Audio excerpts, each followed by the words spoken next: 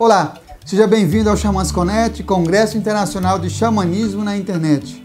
Agora você assistirá à palestra Uma Jornada no Tempo com Tissipé Figueiredo, que manifesta desde os 4 anos de idade forte atração por tudo aquilo que se relaciona diretamente com os índios. E essa atração, em vez de terminar com o passar dos anos, foi se intensificando até o dia em que ele se tornou indigenista. Tissipé convive, trabalha e está voltado para a causa indígena por mais de 20 anos, autor do livro Uma Jornada no Tempo, das Visões ao Cachimbo Sagrado, pela editora Nova Era. Lembre-se, papel e caneta na mão, tablet ou celular para fazer suas anotações. Aproveite também e se inscreva em nosso canal, curta e compartilhe o link deste vídeo com os seus amigos. Essa é uma das formas de você apoiar positivamente este projeto. Fique agora com a fala inspiradora de Tissipé. Que as melhores energias cheguem até você. Xamãs Connect, primeiro Congresso Internacional de Xamanismo na Internet. Arrou, Metacuye Oyassim, por todas as nossas relações.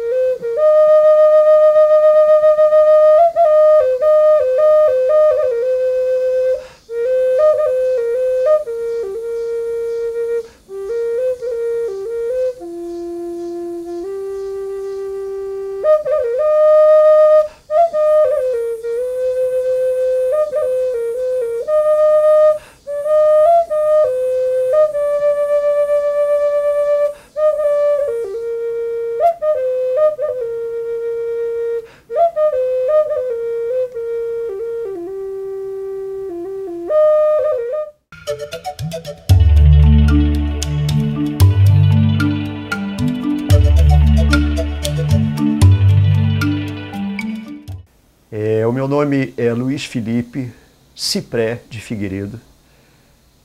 Cipré é o nome do meio, mas é como eu sou mais conhecido. Cipré é um nome chavante, do povo chavante, que significa pássaro vermelho, red bird. Eu sou indigenista, quem foi nunca deixa de ser, então continuo sendo. Trabalhei, convivi com os índios por mais de 20 anos no Brasil. Ao longo do tempo me tornei um acupunturista, shiatsu-terapeuta e atualmente trabalho com vivências de grupo e terapeuta na área da medicina tradicional chinesa, exercendo a profissão de acupunturista, shiatsu-terapeuta, enfim, na linha energética, na linha quântica da saúde corporal, física, mental, energética, espiritual. E é assim que eu vivo na cidade do Rio de Janeiro, provisoriamente, temporariamente. Sou daqui, estou aqui, mas não sou daqui.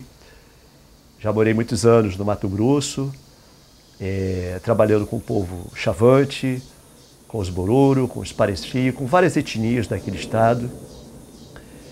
E pretendo retornar ao Mato Grosso para desenvolver um trabalho, um projeto na área de saúde, pela visão oriental, mas também com artes, valorizando a arte local e educação ambiental na região do Médio Araguaia, no estado de Mato Grosso, com a população ribeirinha tradicional e também com os índios daquela região, das etnias Carajá, Tampirapé, Javaé, Avacanoeiro. Esse é o meu objetivo maior nesta vida, que eu pretendo realizar futuramente.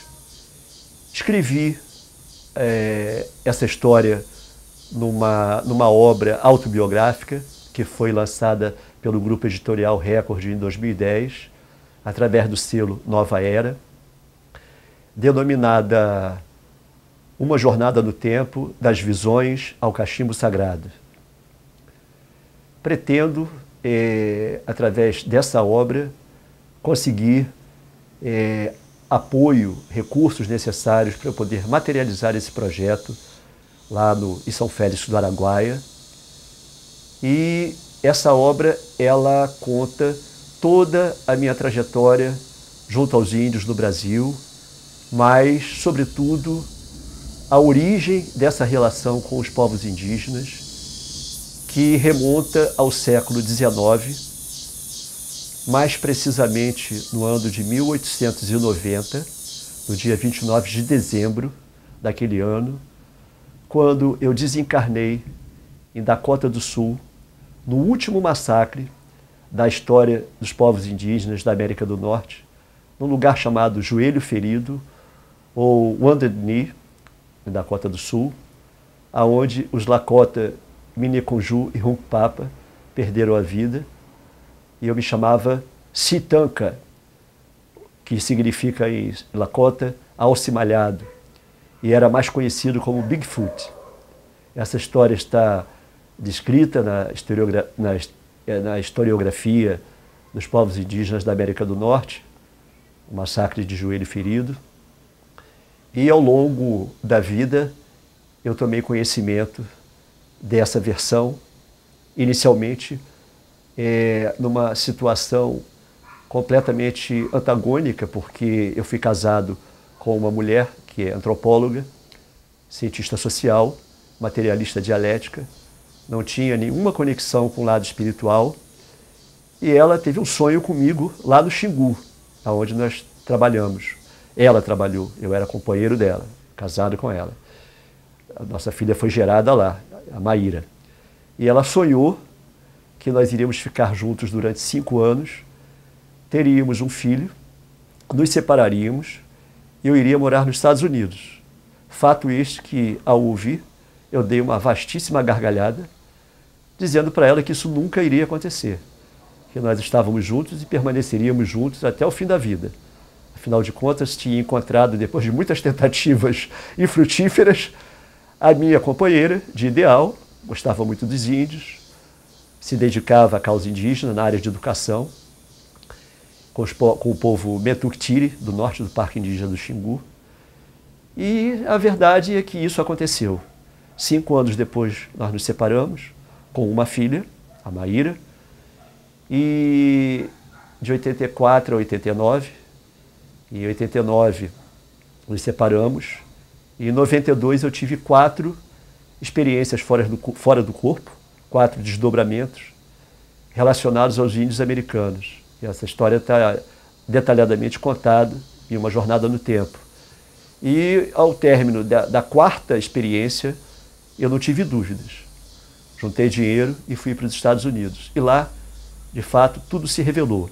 Eu morei no Arizona, ao todo 1 ano e 5 meses. Eu fui em julho de 94 e retornei para o Brasil em dezembro de 95, e tudo se revelou. E essa obra foi escrita numa clareira de mata, no Rio de Janeiro, a partir de 2003, finalizando a obra em 2009. Portanto, foram 6 anos de escrita, recebendo sempre as visitas periódicas e as constantes, na verdade, constantes dos macaquinhos que habitam aquela região. Eram meus companheiros de escrita e de jornada. E aqui estou eu contando um pouquinho da minha história para vocês.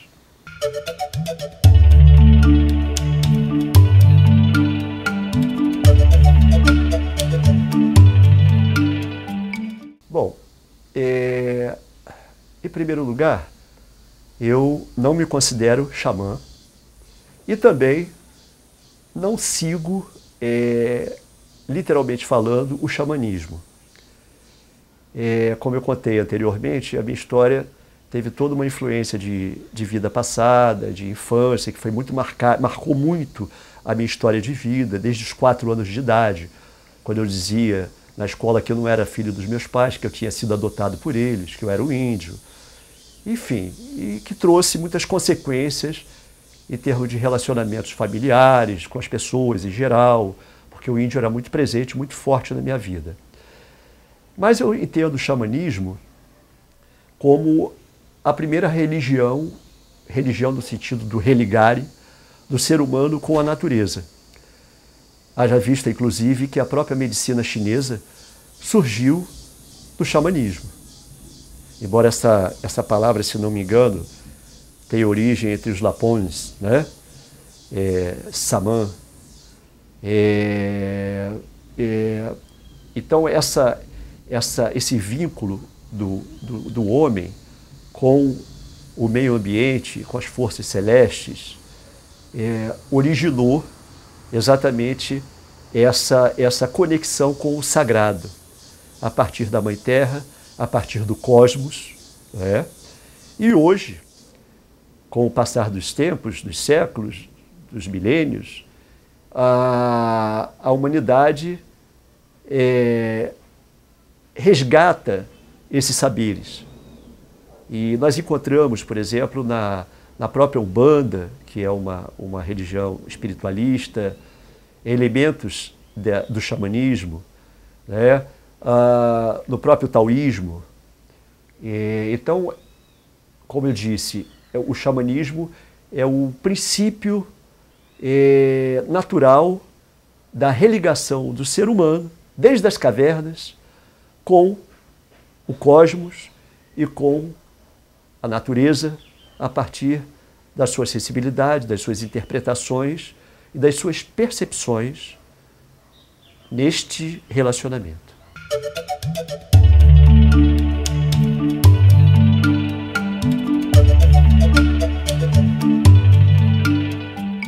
Bom, o Cipré surgiu e foi para mim até uma grande alegria, porque eu nunca gostei do meu nome de origem, Luiz Felipe. Eu fui sambista, né? Saía na bateria da Mangueira durante muitos anos, e o pessoal me colocava o apelido de Índio da Mangueira, Índio da Cuíca, eu toco cuíca, toco qualquer instrumento de percussão. Mas, quando os Chavantes me deram esse nome, eu perguntei para eles, né? Por que vocês me chamam de Cipré? Aí eles disseram o seguinte: você imita passarinho. E quando a gente dança no Huarã, que é o pátio da aldeia, a poeira sobe e no dia seguinte você fica com os olhos vermelhos. Então associaram os olhos vermelhos ao fato de eu imitar passarinhos, aí surgiu Cipré, que significa pássaro vermelho.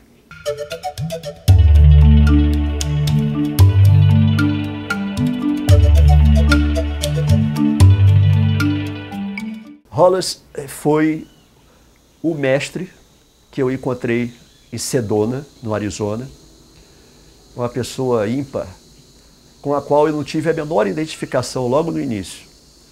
Achei ele uma pessoa muito rabugenta, muito fechada em si mesmo, mas interessante, né? Que depois de tudo que nós participamos juntos, através da nossa convivência, que eu fui forçado a conviver com ele, ele foi o índio que eu encontrei no plano extrafísico, no plano espiritual, em desdobramento, e que me deu a orientação que eu deveria ir para os Estados Unidos e levar comigo um cachimbo de pedra vermelha feito por mim. E eu disse a ele que eu não tinha nada para fazer lá, não iria. Ele disse: não, você tem que vir sim, você tem que vir e trazer esse cachimbo com você. E lá eu o reencontrei no plano da matéria. Foram 4 desdobramentos, 2 com ele e 2 com uma mulher do povo Cherokee, muito bonita, jovem. Os 2 me deram orientações que eu deveria ir para lá. Só que esse processo de reconhecer o Hollis lá e entender que ele tinha sido o espírito fora do corpo, aquele ser como eu estava, em desdobramento, quando numa determinada ocasião, no dia do batizado da minha chanumpa, do cachimbo sagrado, eu vi uma foto na casa dele e que ele estava paramentado com o mesmo cocar de penas de águia que vinha até o chão, com a mesma roupa que quando eu o conheci no plano extrafísico.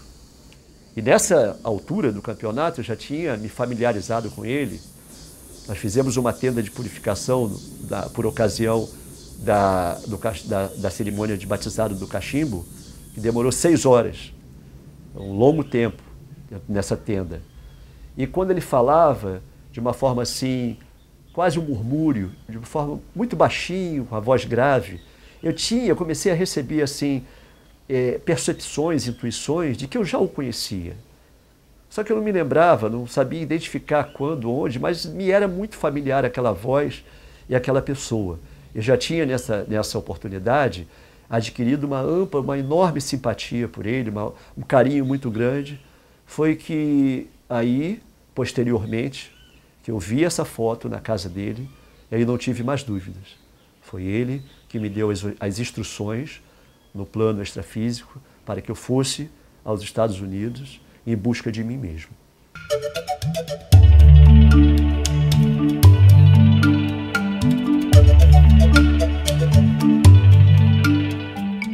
Bom, existem 2 tipos de sonhos. Sonho espiritual e o sonho mental do cérebro. Se bem que a mente é o espírito, o cérebro é a máquina. Mas na realidade, eu me vi fora do corpo. Então foi um processo de projeção do corpo astral. E em contato com Hollis, no plano extrafísico, recebi as orientações dessa mulher também, da Índia. E na primeira ocasião, na primeira experiência que eu tive, nós nos encontrávamos, no interior de um tipe muito grande. Havia um fogo aceso no interior do tipe e muita gente reunida. E eu perguntei para um ancião, que era o Hollis, o que estava acontecendo ali naquele tipe. E ele me disse, é a cerimônia do seu casamento. E me conduziu até esta jovem, que tinha os cabelos trançados e em 2 tranças, amarrados com tiras de couro, usava um vestido de couro branco franjado e uma pena de águia atrás da cabeça. E ele me apresentou a ela e disse, essa vai ser a sua futura mulher. E nessa hora eu retornei e acordei bastante emocionado e impressionado com aquela visão. E posteriormente, então, eu tive a visão com a mulher, me dando orientações.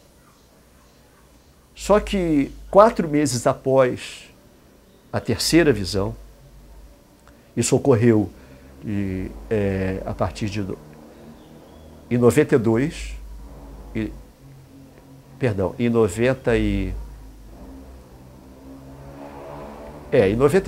92, quando houve aqui no Rio de Janeiro a Conferência do Clima, conhecida como Eco 92. Né? Então, uma semana antes da conferência, eu tive a primeira experiência fora do corpo. E eu avistei um ponto escuro na linha do horizonte, esse ponto foi se aproximando e delineando formas, que a princípio eu imaginei que fosse um pássaro, mas a determinado momento eu vi que se tratava de um índio, com um grande cocar de penas de águia, que se aproximou, e quando eu cheguei bem próximo dele, ele estendeu o braço, apontando uma determinada direção, e eu acordei. E foi nesse momento que eu me lembrei do sonho que a minha ex-mulher havia tido, e que eu contei aqui. E eu achei que aquilo estava intimamente ligado a esse sonho dela. Bom, isso faltava uma semana para o início da Rio 92. fiz a minha inscrição no antigo Hotel Glória para participar das conferências, assistir às conferências. Foram 2 semanas no aterro do Flamengo. E logo na primeira semana eu tive a minha segunda visão, que foi com o Hollis. Quando ele disse para mim que eu deveria ir, porque ele estaria me aguardando, eu teria que levar o cachimbo de Pedra Vermelha. E eu relutei, dizendo que não tinha nada para fazer nos Estados Unidos, que a minha história era aqui no Brasil, por que eu deveria ir para lá? E ele disse, nós estamos te esperando, você precisa se conhecer. Bom, na semana seguinte, eu tive a visão com a mulher no interior da TIP. Quando eu acordei, eu fiquei muito ansioso, porque até então, já 4 meses tinham se passado da Rio 92, nós estávamos em outubro, né? E eu não tinha mais tido essas experiências, e eu falei, isso começou a acontecer de novo, por que será? E ele disse nessa ocasião que eu iria receber uma surpresa, e que com essa surpresa eu conseguiria o visto, porque eu aleguei, né, por ser profissional liberal, ia ser complicado para conseguir o visto no consulado americano e tudo mais e tal. Na verdade eu não queria ir. Ele disse, tudo isso vai ser superado, e você vai conseguir o visto, você vai receber uma surpresa. Com essa surpresa você vai conseguir o visto. Pois nesse mesmo dia, quando eu voltei para casa à noite, o porteiro do meu prédio me barrou e falou, tem uma encomenda para você que veio dos Estados Unidos, uma carta. Ele me mostrou um envelope alaranjado, grande, tamanho ofício, com um convite para eu participar de uma celebração, de uma conferência no Arizona, mas não tinha data marcada, estipulada ainda, mas que eu seria convidado. Isso foi através de um americano que eu conheci na Rio 92, chamado Michael DiMartino, lá de Flagstaff, no Arizona, e coincidiu exatamente, sincronizou, nesse mesmo dia que eu tive a visão, na noite anterior, eu recebi o convite para ir para lá. Mas como não tinha data marcada, ele me orientou, olha, quando nós estivermos com a data, nós vamos te informar, você coloca a mão e vai no consulado. Então eu passei 2 anos ainda trabalhando, juntando dinheiro para poder fazer essa viagem. E quando foi em julho de 94, eu viajei. E passei 1 ano e 5 meses nos Estados Unidos, retornando ao Brasil em dezembro de 95. E lá tudo se revelou.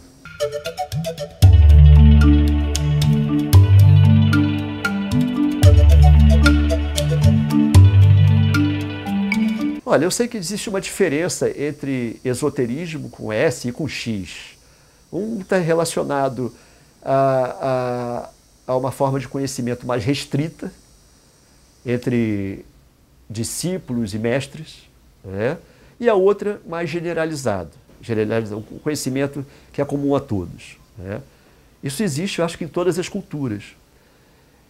Por exemplo, entre os Chavantes, existe uma determinada categoria chamada Wahitedewa. Wahitedewa quer dizer o dono das cobras. Então eles conhecem uma substância do cerrado brasileiro, que é tipo uma batatinha, um tubérculo, que cura qualquer tipo de picada de cobra. Isso não é conhecimento geral. Isso é o conhecimento dos Wahitedewa, aqueles que são preparados para obter todo o conhecimento relacionado às serpentes, às cobras. Então, seria essa a diferença, né? Já outros conhecimentos são gerais a todos os Chavantes, né? A todos os povos, de uma maneira geral.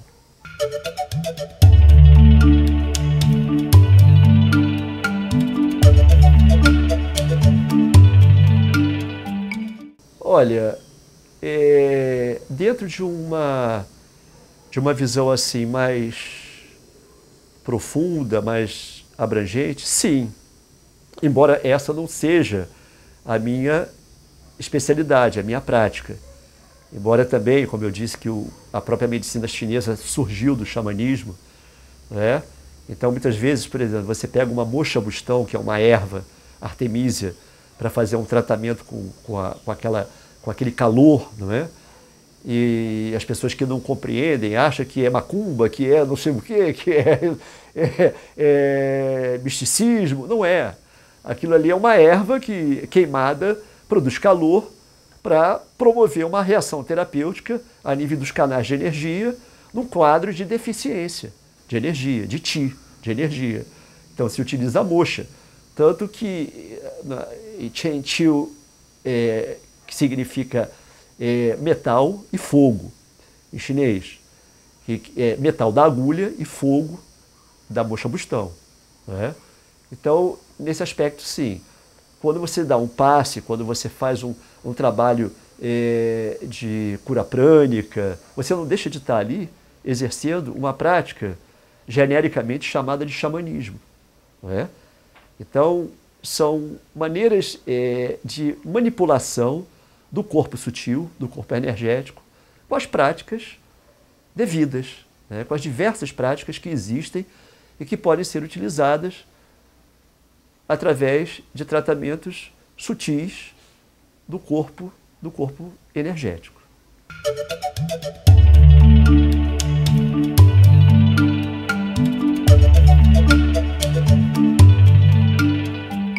Dentro de um consenso geral, não existem doenças, existem doentes.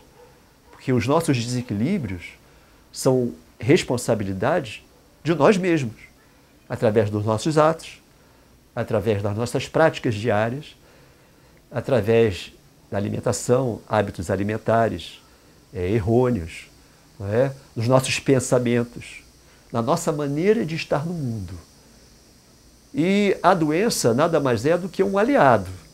Porque se a gente compreender dessa forma, a gente vai perceber que a doença em si não é um mal, ela é uma advertência para que nós mudemos a nossa atitude diante de nós mesmos e diante da vida. Tudo é lei de ação e reação, em todos os sentidos. Pensamento vai longe, gera uma ação. Essa ação pode voltar para a gente como uma reação. Aí reside a sabedoria. A sabedoria, o saber, é conhecer essas leis, para que a gente possa viver mais leve, viver de uma forma mais tranquila, mais harmoniosa e querer só o bem. O nosso bem e o bem do nosso próximo. Que é para isso que a gente veio no mundo. A gente veio aqui para aprender a amar, para aprender o amor. Embora seja uma tarefa árdua, porque nós viemos com uma bagagem já de muitas outras existências, vícios de outras existências, práticas de outras existências. Mas é de existência em existência que a gente vai existindo para nos melhorar, para conseguir superar as nossas angústias, as nossas dificuldades, os nossos vícios, para melhorarmos moralmente, para a nossa evolução espiritual.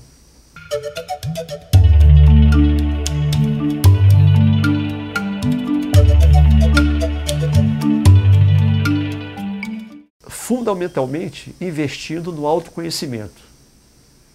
E tem várias portas que nós podemos abrir para adentrar nesse caminho ou nesses caminhos.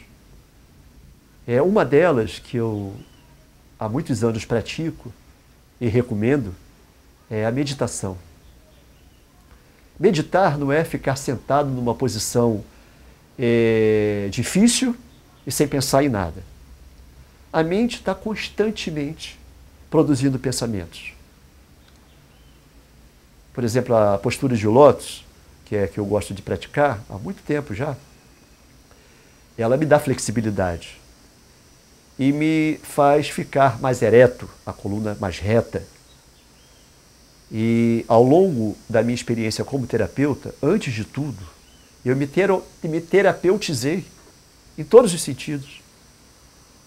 E a primeira técnica de massagem que eu aprendi, chamada Esalen, que vem do Instituto Esalen em Big Sur, na Califórnia, ela era terrivelmente desconcertante para mim, porque eu era totalmente rígido.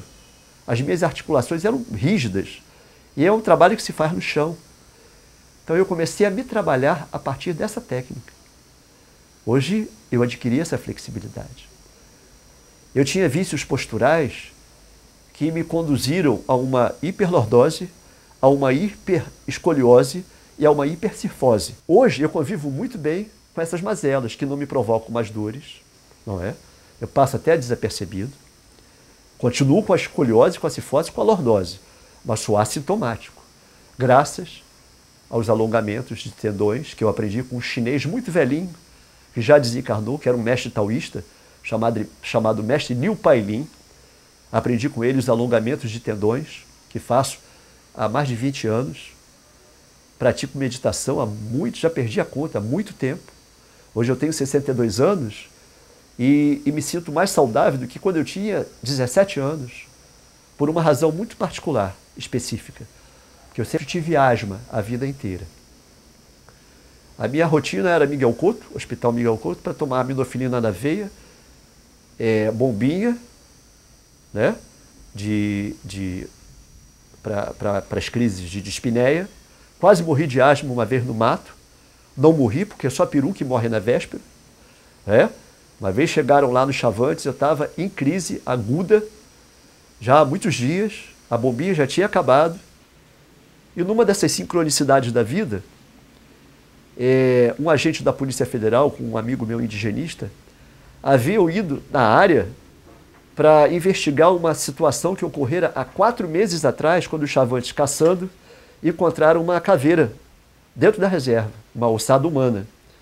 E quando eles foram a Brasília naquela ocasião, eles comunicaram isso à FUNAI e coincidiu, ou sincronizou, com que nessa crise que eu estava passando, depois de uma epidemia de gripe, cachumba e coqueluche, eu sozinho, para cuidar de 3 aldeias, e mais um atendente que depois chegou lá e deu uma força, mas ele retornou, e depois de um quadro de exaustão emocional e física, eu caí com asma. E quando eu achava que eu tivesse, na hora da minha passagem, os Chavantes me colocaram no esteio central da minha casa e começaram a cortar o meu tórax com tibuá, com lasquinha de taquara, para fazer sangria, que também a medicina chinesa faz sangria, para colocar remédios do mato. Eu escutei um barulho de carro. Achei que já estivesse delirando. Só percebi que não, porque os índios também ouviram o barulho de carro, que estava muito além da nossa capacidade auditiva. Mas no mato a gente tem, a gente exacerba a nossa audição, nossa capacidade de ouvir, por causa do silêncio. E foi exatamente nesse dia que chegou o agente da Federal, com o meu amigo indigenista Ezanuel. Quando me viram, perguntaram: Cipré, é você? Eu respondi: sim, em pele e osso. Se costuma dizer em carne e osso, mas eu estava em pele e osso. Não sou tão gordo assim, mas estava bem magro. E me conduziram, depois de averiguarem lá a situação, me conduziram 10 horas de carro para retornar, para tomar soro no hospital, enfim. Então, as sincronias da vida, né? Tudo que acontece na nossa vida faz parte dessa lei de ação e reação. Eu não sei se eu fugi muito, já fugi da pergunta, mas eu queria exemplificar com essa historinha, né, que estão muitas historinhas. Eu já disse que quando eu ficar bem velhinho, não puder fazer mais nada, eu vou ser contador de história. Se bem que o livro tem muita história contada, né? Mas é isso.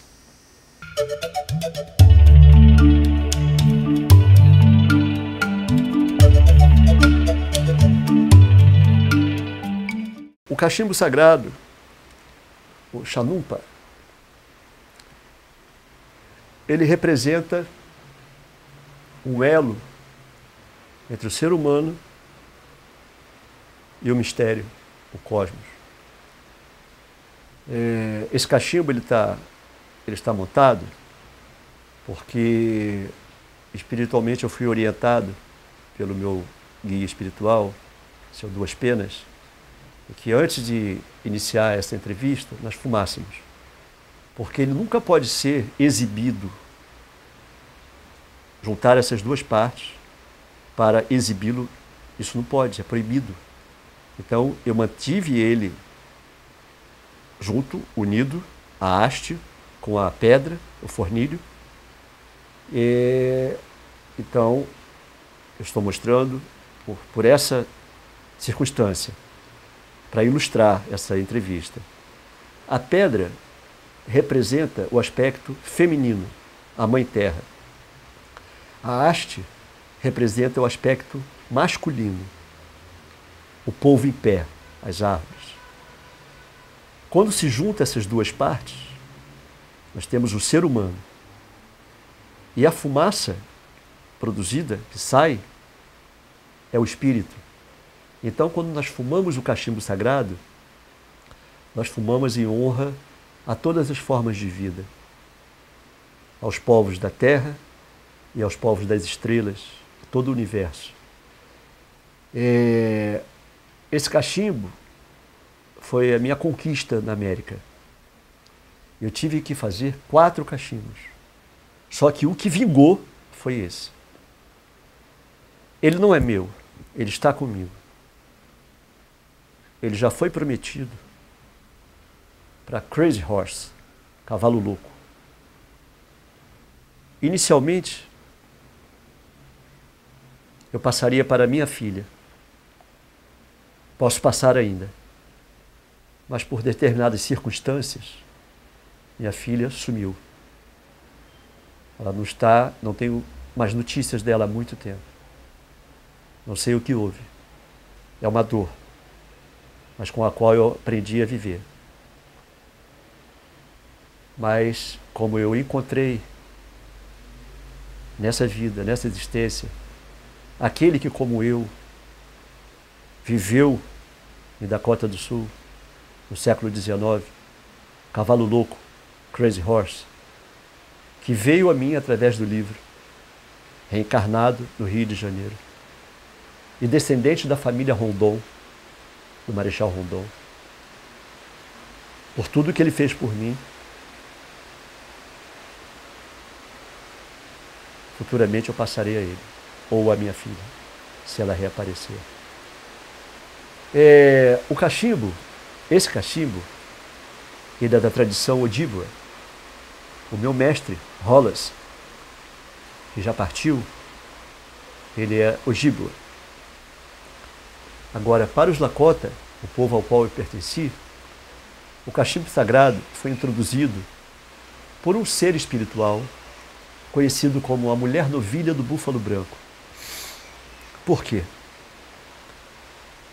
Eles contam que há muitos invernos atrás havia muitas divergências, muitos problemas acontecendo no seio da nação Lakota. Muitas brigas internas, muita escassez escassez alimentares, geradas por essa ação e reação, lei de ação e reação, e por essas circunstâncias de desentendimentos, de brigas.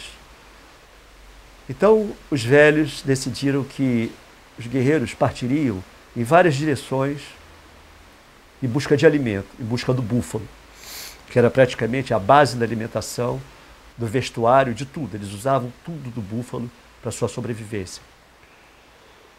E 2 guerreiros se distanciaram do grupo e subiram numa colina. E nessa colina, eles tiveram um avistamento com um ser que se aproximou de uma luz, um objeto luminoso. E desse objeto luminoso, um ser se deslocou até eles, que era uma mulher muito bonita, envolta por uma manta branca de um búfalo branco, com um objeto embrulhado numa pele, assim, conduzindo esse objeto, esse pacote assim, nas mãos, se aproximou dos 2 na montanha. Só que um deles teve um olhar malicioso em relação a esta mulher, a este ser. E o outro a percebeu com outros olhos, como um ser divino, e abaixou a cabeça. Então, esse que havia tido outras intenções em relação a este ser, se aproximou dela a pedido da mulher do ovelha, e uma fumaça, ou uma poeira, envolveu os dois. Quando essa fumaça, ou essa poeira, se dissipou, ele havia se transformado num esqueleto. E aquele que ficou se espantou com aquela cena, com aquela situação, e perguntou quem era ela. E ela respondeu: eu sou o Espírito de verdade. Isso me faz assim lembrar de que quando Kardec estava decodificando a doutrina espírita, o codificador da doutrina espírita, o espírito que comandava as reuniões se autodenominava como o Espírito de verdade, fazendo essa analogia, que posteriormente é sabido que foi o Mestre Jesus que coordenou todos esses trabalhos, que, como Jesus já disse no passado, que enviaria um Consolador. E o Espiritismo, esse Consolador é o Espiritismo. Bom, então, ela disse ao guerreiro que voltasse para o seu acampamento e dissesse ao seu chefe, Chifre Oco em pé, que providenciasse a montagem de um grande tipe, que ela iria chegar lá para levar um presente do grande mistério para a nação Lakota. Foi quando ela esteve, nesta ocasião marcada, apresentando o cachimbo sagrado e os 7 ritos principais da nação Lakota. Então, quando nós usamos o cachimbo, usamos em celebrações de um casamento, de um batizado, numa cerimônia de cura, numa despedida de alguém, numa confraternização. O cachimbo, ele sempre antecede e finaliza as cerimônias. A tenda de purificação, cerimônia de casamento, a dança do sol, o Sundance. Então o cachimbo sempre abre e encerra. E nos Estados Unidos, esse cachimbo primordial, ele é guardado por um Lakota chamado Orville Looking Horse. Ele é o guardião da chanupa real, da chanupa tradicional, a primeira chanupa.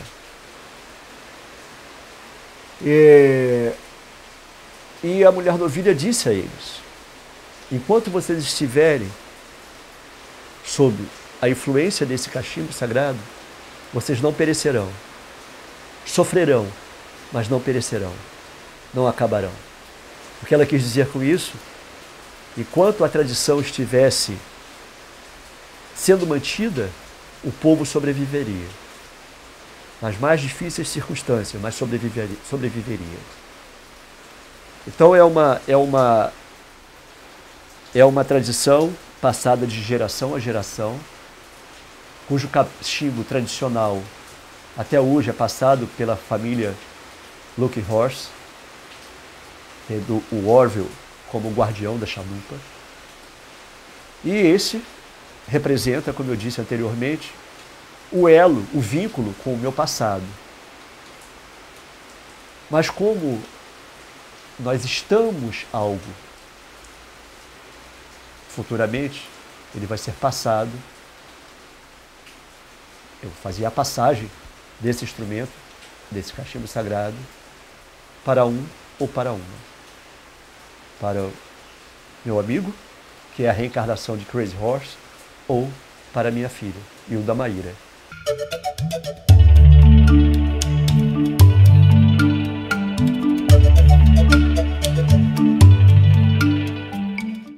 Bom, a primeira tenda de purificação que eu participei foi com Bu e o Bill, meus amigos, Bu e Bill. Peraí, ou não foi? Foi, acho que foi. Mas nos Estados Unidos foi com um americano que fazia tenda lá no Arizona.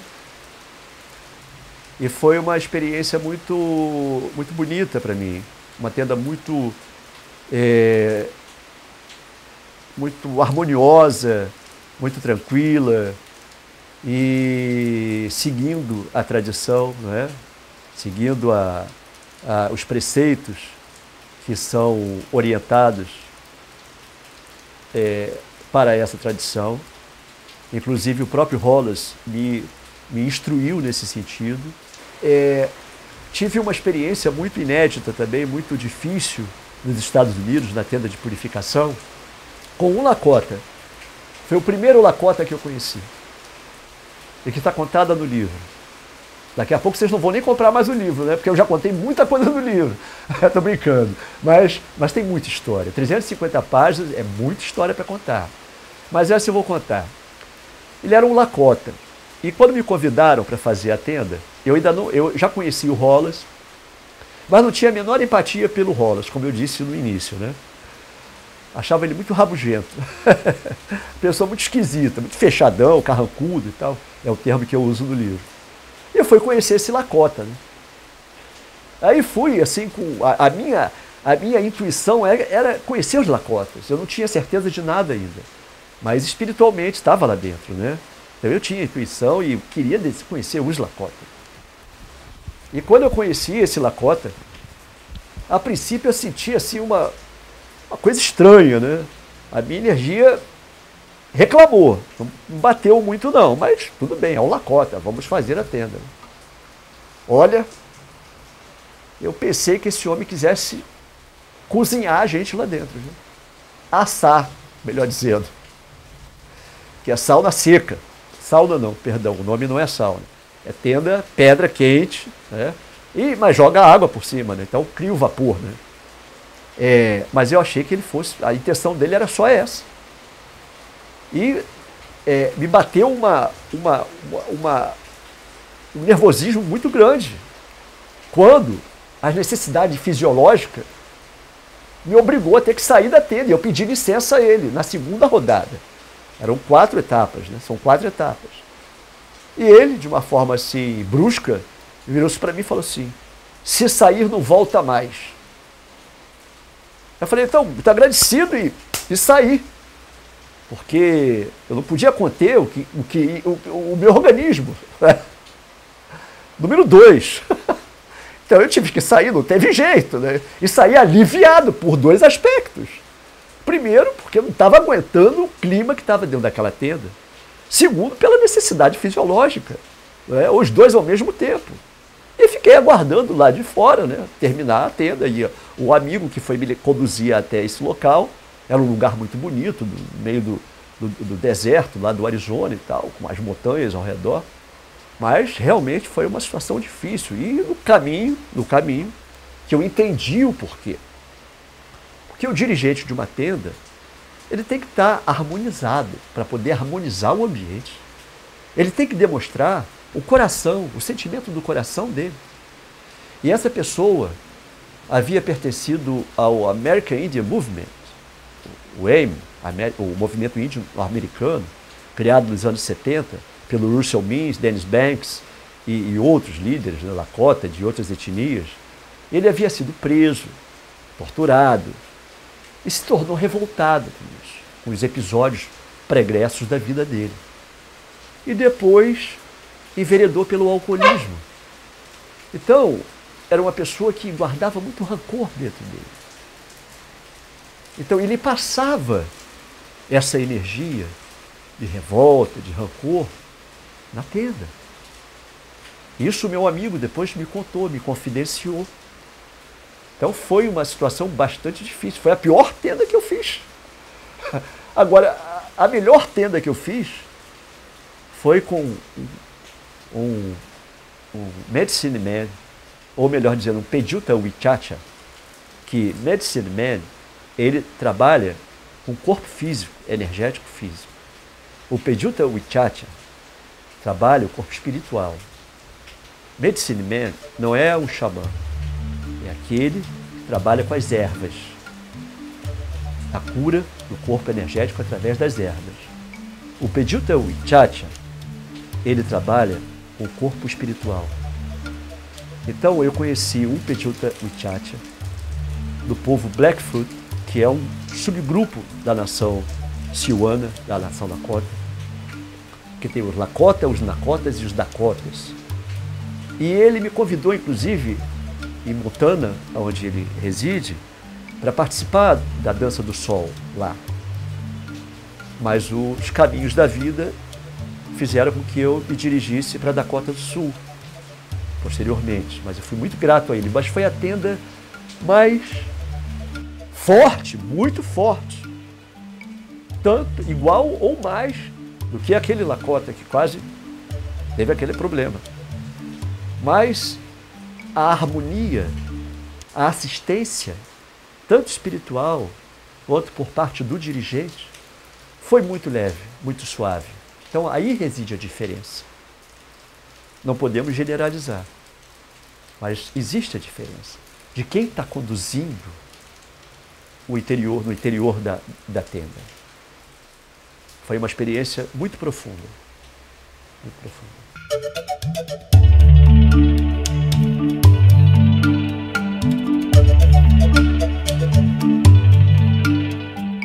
Em primeiro lugar, gratidão pela oportunidade de participar dessa entrevista, em função desse trabalho. Agradecer ao Samuel e agradecer a vocês que tiveram a paciência de me escutar,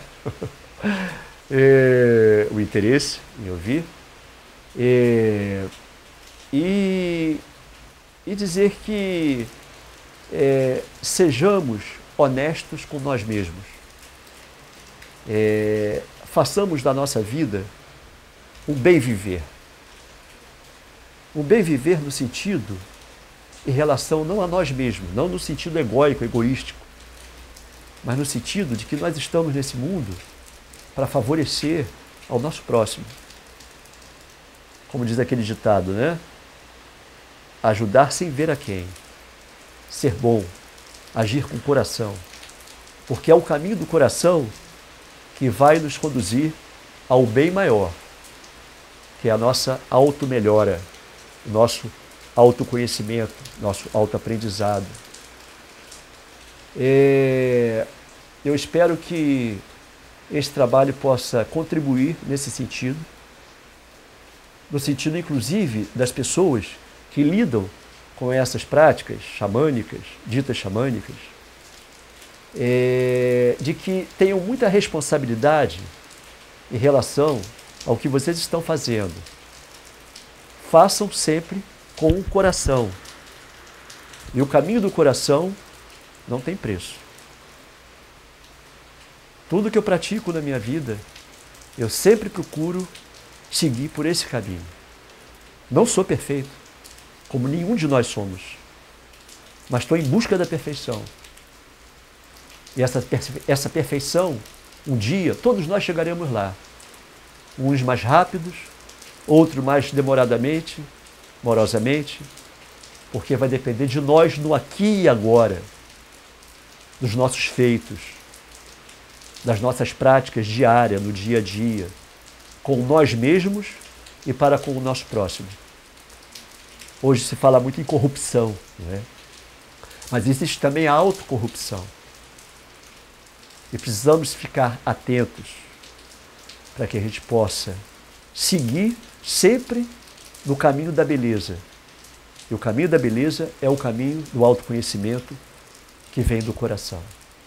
Por todas as nossas relações, Rou Mitakuyasi. Eu vou cantar aqui a pedido uma canção dos Índios Chavantes, que me traz muitas recordações e muito vínculo de amizade com esse povo, né? E que é assim. Honi je weri japo japori honi je weri japo japori honi je weri he honi je weri japo japori honi je weri japo japori honi je weri japo japori honi je weri he japori Hey, Japori, honey, January, Japori, honey, January, Japori, honey, January, hey, honey, January, Japori, honey, January, Japori, honey, January, Japori, honey, January, Japori, honey, January, hey, Japori. Hey, Japori, honey, January, Japori, honey, January, Japori, honey, January, hey, when dito, hey, pari. Essa é uma canção que os guerreiros cantam na roda à noite, chama Danhorê, antes de dormir. Cada um canta o seu cântico, e cada cântico tem a ver com um sonho. Chavantes acreditam muito nos sonhos, né? Tudo que eles fazem na vida tem uma direção, um relacionamento com os sonhos. E aí cada cântico é ouvido pelos velhos, e se eles concordarem, aquele cântico ele é aprovado e se perpetua ao longo das existências. Então cada guerreiro tem a sua canção. Pode falar de uma caçada, pode falar de uma viagem, mas são palavras curtas, repetitivas, que têm esse simbolismo, esse significado. Gostou da palestra? Se você chegou até aqui, provavelmente sim.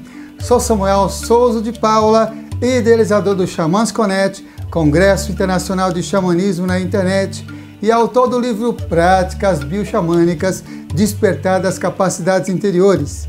E é uma alegria saber que está prestigiando esse evento, onde grandes condutores xamânicos compartilham as melhores práticas para o reconhecimento do seu poder pessoal, manter melhores relacionamentos, desenvolver sua espiritualidade e ampliar sua consciência com dicas, jornadas, segredos e um conteúdo imperdível. Deseja apoiar e se beneficiar ainda mais com esse projeto? Acesse ao site xamansconnect.com.br e informe-se que as melhores energias cheguem até você. Arro, Mantaku Yoyasi, por todas as nossas relações.